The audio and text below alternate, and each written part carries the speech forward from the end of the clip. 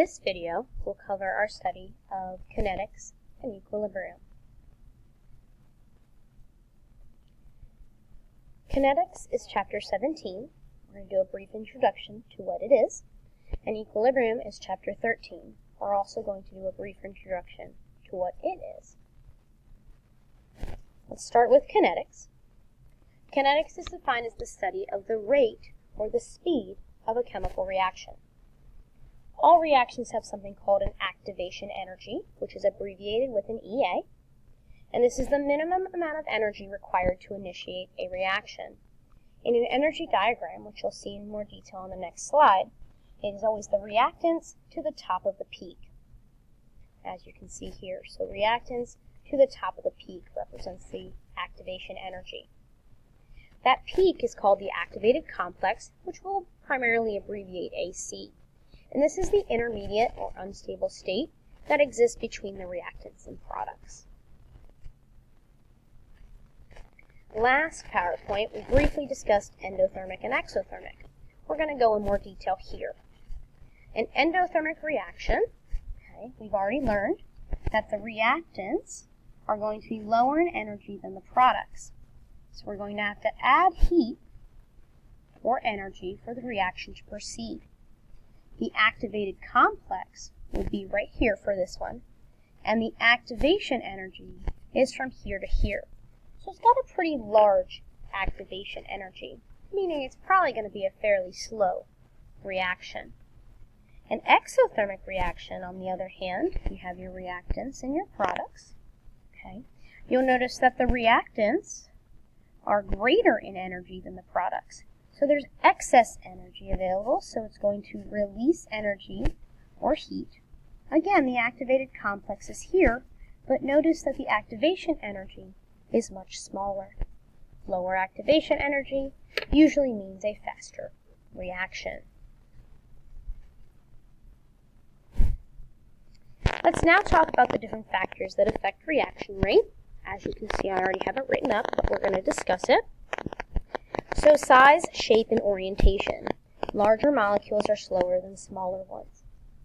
I like to usually think about this as, okay, so in general, when you're running track, a larger person is going to be slower than the smaller person. I don't know if that actually helps. The reasoning behind that is because bulky atoms may block reactive parts of a molecule and therefore decreases the rate because the molecule has to be able to interact properly to react. The second factor that affects reaction rate is the concentration of reactants. This is going to increase as concentration of reactants increases. The reason for this is there's going to be more collisions per time because the reaction is more crowded. More collisions equals an increase in rate. The third reaction factor is temperature, and this is going to also cause an increase as temperature increases. So rate increases as temperature increases, and as a review from previous chapters, as temperature goes up, kinetic energy goes up. So again, as kinetic energy goes up, there's more movement and collisions, which is going to lead to an increase in rate. Finally, we have catalysts, and the reaction rate increases when this is present. A good example of this would be enzymes. And what an enzyme does, or what a catalyst in general does, is it's going to lower the activation energy because it creates an alternate reaction pathway to get from the reactants to the products. You may want to pause the video at this time so you can finish copying this onto your PowerPoint.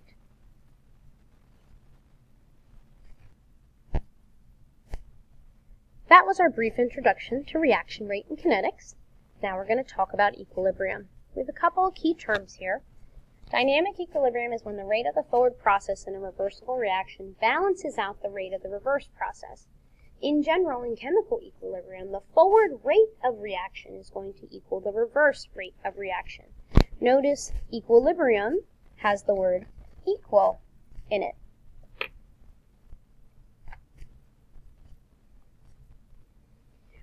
One thing that you are responsible for knowing in this Chem 110 course is how to write out an equilibrium constant expression as well as solve for something called K. So the general formula is KEQ, Okay, so that's the constant that we use. And KEQ is always products over reactants. And we only include aqueous and gaseous states. Okay, so solids and liquids are never included. When we write KEQ, we're going to assume in this example here that everything is either an aqueous solution or a gas, and the coefficients are going to be turned into exponents.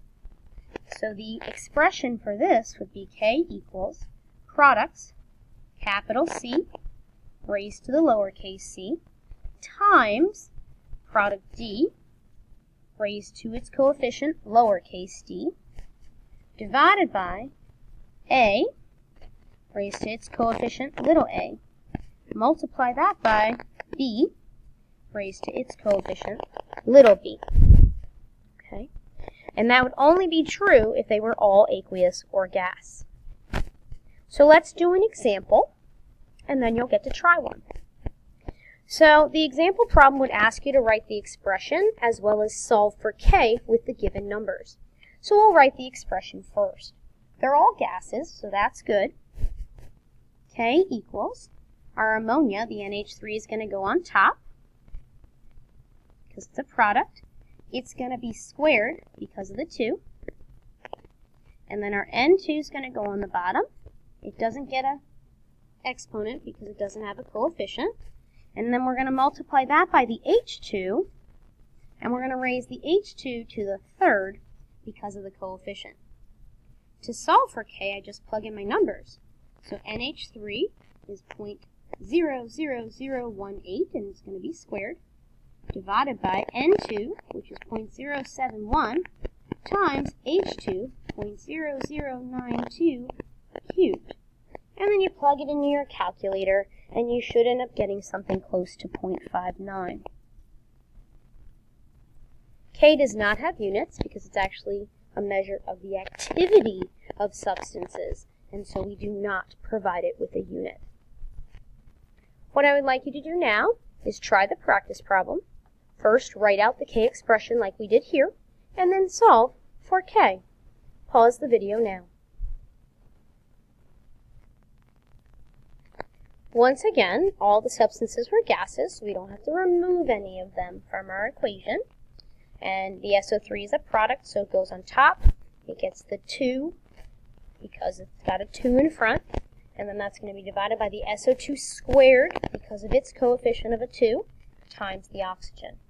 And then all I did was plug my numbers in that were provided and solve for K. You should have gotten right around 300 for your answer.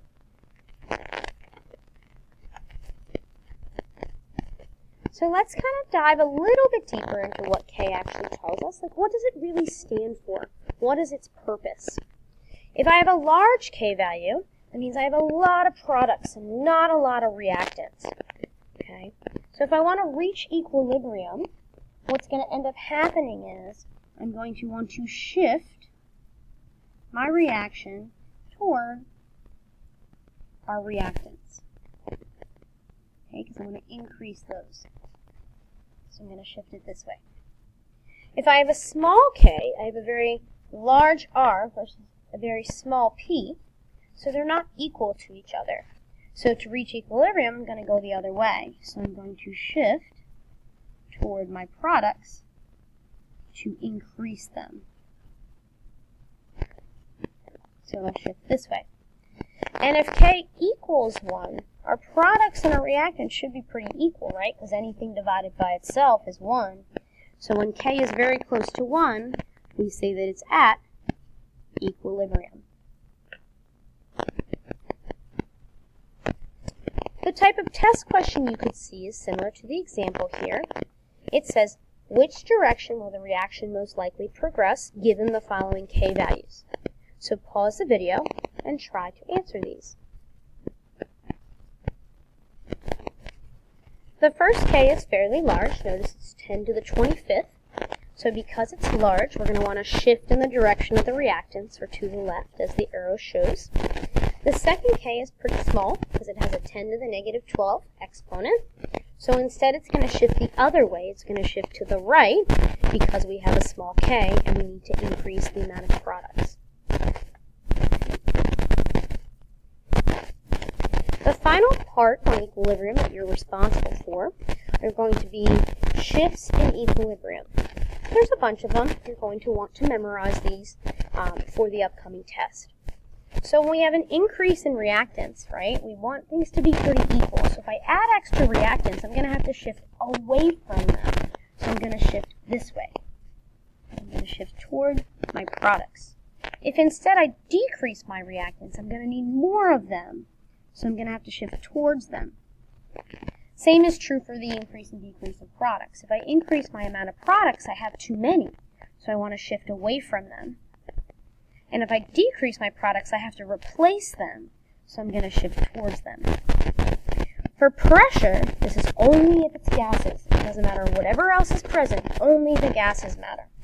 So if I'm going to increase the pressure on a system, okay, I've now made it kind of more crowded and more cramped. So the reaction's not happy. It's going to shift in the direction where there are less moles of gas. And we're going to use the coefficients in our balanced equation for this, right? We want to get away from the crowd and towards more open spaces. If instead I decrease the pressure, so now there's a lot of space to roam around, I'm going to instead shift towards where there was more moles of gas. Again, using the coefficients. Okay, and then we also have temperature, and temperature plays a role in reaction. So depending on where the heat is located, okay, in the reaction matters here. So if I increase the temperature, I'm going to want to get away from the heat in the reaction. And if I decrease the temperature, I'm going to want to go towards the heat.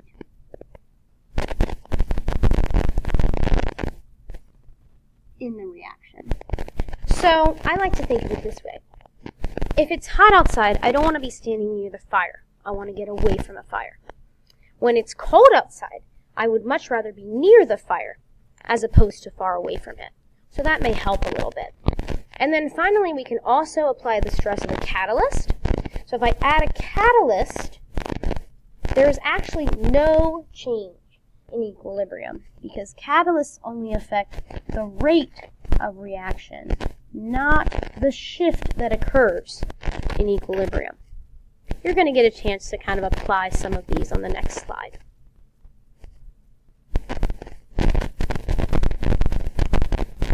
So what I would like you to do is I would like you to pause the video and try to determine which direction, left or right, that the reaction will shift based on these changes.